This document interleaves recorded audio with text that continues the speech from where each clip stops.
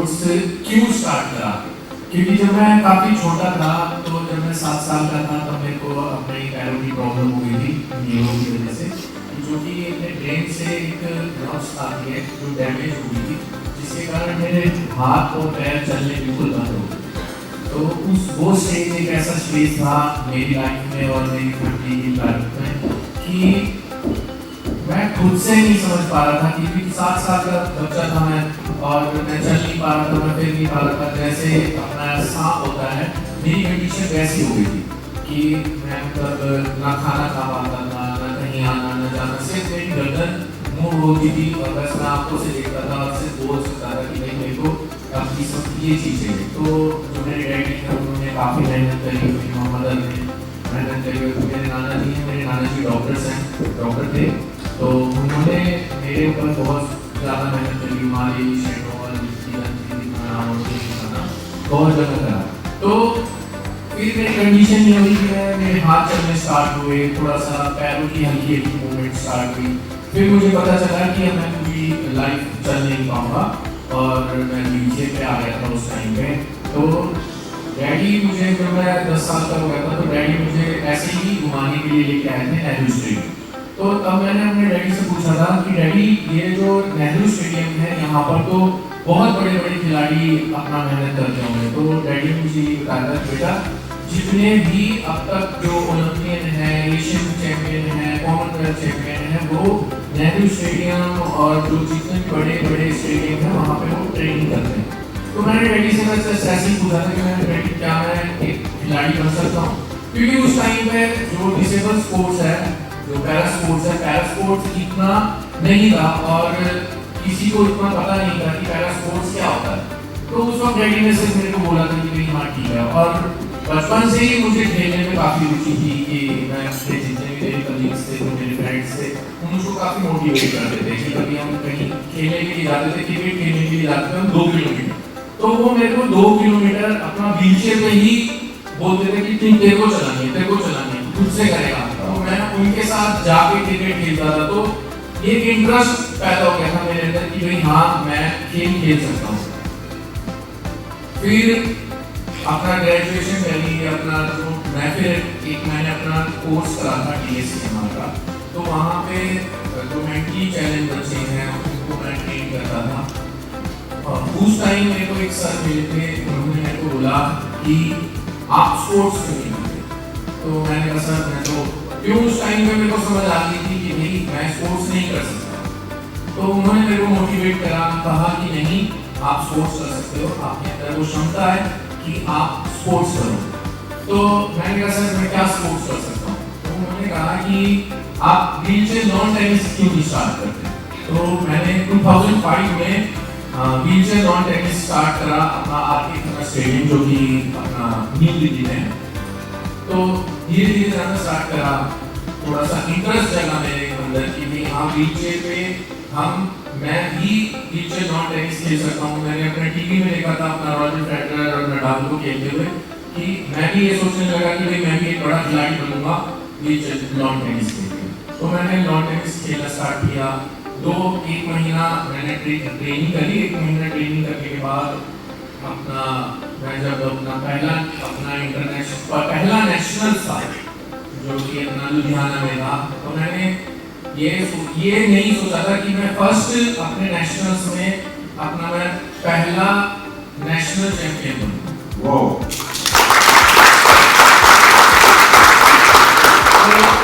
वहीं से जो मेरा टर्निंग पॉइंट था ये स्पोर्ट्स कैरियर का। अपना 2000 मैंने अपना व्हीलचेयर लॉन टेनिस खेला, अपना क्रिकेट मैंने खेला है, wheelchair basketball, wheelchair table tennis, और अब जाके थोड़ा सा अवेयर हुए थे कि नहीं अपना 2015 में मुझे पता चला, क्योंकि 2014 में अपना जो एशियन गेम हुए थे, पहला एशियन से, तो उसमें मुझे पता चला था कि एथलेटिक्स भी अपना एक गेम है।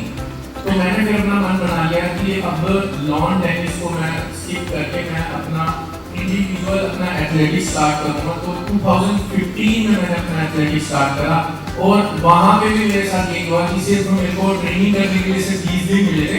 तो 20 दिन बाद स्टेट था और देन उसके 20 दिन बाद ही नेशनल से। तो मुझे यही लगा था कि मैं यहाँ पे मेडल लेके आऊँगा। तो मैं वहाँ गया जस्ट इंजॉय करने के लिए, कि देखने के लिए कि भाई कितने कितने बड़े बड़े प्लेयर आते हैं नेशनल्स में।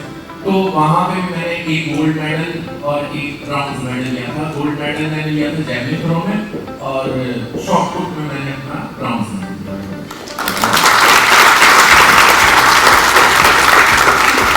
तो वहीं से ही मेरे को अपना इतनी ज़्यादा मेरे अंदर मोटिवेशन आई और इतना ज़्यादा मैं अपने आप से ही वो हुआ कि नहीं, मैं अगर इस लाइफ में आया हूँ तो मैं कुछ करूँगा। और मैंने 2018 में मेरा पहला एशियन गेम था जिसमें मैंने अपना जैवलिन थ्रो में मैंने गोल्ड मेडल लिया। और फिर उसके बाद मेरे मेडल रैली धीरे धीरे बढ़ती चली गई। मैंने कभी पीछे मुड़ के नहीं देखा कि मैं सिल्वर मेडल लूँगा या मैं ब्रॉन्ज मेडल लूँगा। बस मेरी सोच यही रहती थी कि मैं इंडिया के लिए गोल्ड मेडल लूँ। हम बात करते रहते हैं कि फिजिकल फिटनेस एक चीज होती है, मेंटल फिटनेस बहुत ज़्यादा जरूरी होती है। I think you're a true example of how mental fitness, mental flexibility, mental agility पहले आती है, बाकी सब कुछ बाद में आता है। Big round of applause there for you. Very well. Next एक सवाल मैं आपसे पूछना चाहूँगा। सवाल सही है पर उसमें मेरे को ये भी बताइए आपकी जर्नी क्या रही, आप स्पोर्ट्स में कैसे आए। प्लस मेरे को ऐसा लगता है कि शायद अभी भी इंडिया में विमेन लड़कियों के लिए थोड़ी और ज्यादा मुश्किल होती है। आपकी अपनी मुश्किलें वो नहीं है, प्लस उसके ऊपर से जेंडर भी एक फिल्टर है। तो आपकी जर्नी क्या रही, आपकी चैलेंजेस क्या रही? गेम की शुरुआत ऐसे ही हुई कि मुझे लगता है कि शायद मैं गेम में ऐसा कुछ भी किया तो ये मेरे लिए सबसे बेस्ट, जो आप सबसे ज़्यादा बेस्ट कर सकते हो आपको उस चीज़ में ना। मैं पढ़ाई में भी परफेक्ट थी और हजार कमियाँ थी जो फिर मतलब जैसे पता चला कि मुझे भी पैरा स्पोर्ट्स का 2018 में 2017 में पता लगा था। तो मतलब तब से स्टार्ट करा था। उससे पहले मैं हिंदी मतलब सारी गेम खेलती थी, थोड़े थोड़े जो भी हो गया अपने आप को बिजी रखने के लिए। क्योंकि आपने एक तो जेंडर हो गया लड़की होना और एक हो गया कि आप किसी से डिसेबल मतलब आपके बॉडी के अंदर कुछ कमी है, तो ये मतलब ये सोचने में संभावना होगा। तो मतलब दुनिया बहुत खराब है, खराब थी अलग तरीके से देखते थे। दुनिया भी खराब है पर मैंने अपने आप को चेंज कर दिया। स्टेबल नहीं है पर मैं उन पर ध्यान देती थी, पहले ध्यान देती थी, बहुत प्रॉब्लम होती थी। और जैसे कि मतलब लड़की होना मुझे सबसे ज़्यादा पता चला शादी के बाद। वो मतलब मेरे स्ट्रगल कम थे, मेरे हस्बैंड के स्ट्रगल ज़्यादा थे कि मतलब अपनी वाइफ को गेन कराना।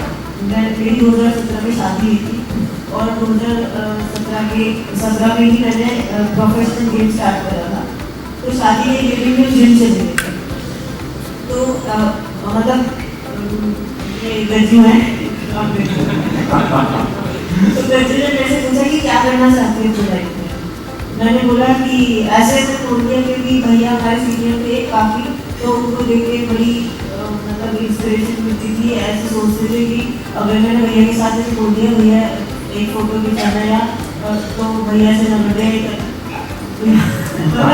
बहुत डर लगता था बड़े खिलाड़ियों को देख के। हिम्मत नहीं होती थी कभी, हिम्मत नहीं कि भैया के पास जाके बोल दूँ कि भैया मुझे आपके साथ फोटो खिंचाना है।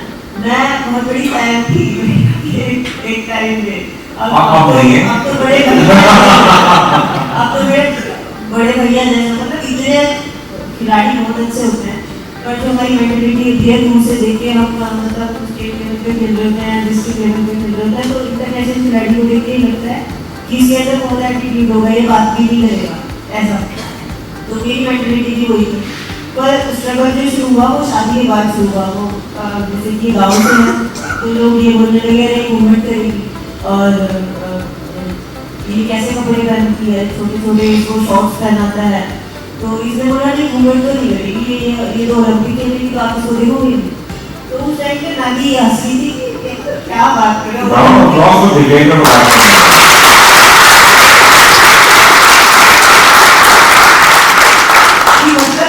ओलंपिक मैंने भी सोचा था, मतलब मेरे तो मेरे सपनों में भी नहीं था कि मैं ओलंपिक खेलूंगी। इसलिए मेरी बड़ी बात कहती ना उस टाइम में मैंने हंस दिया था, अरे मजाक करता है कुछ नहीं। तो मतलब मेरे कहने का मतलब ये, सबसे पहले शादी से पहले आपके पापा और शादी के बाद आपका पति, चाहे आपके साथ कोई दुनिया ना हो, अगर आपका पति आपके साथ हो तो आप कुछ भी कर सकते हो। और आपका हस्बैंड आपके साथ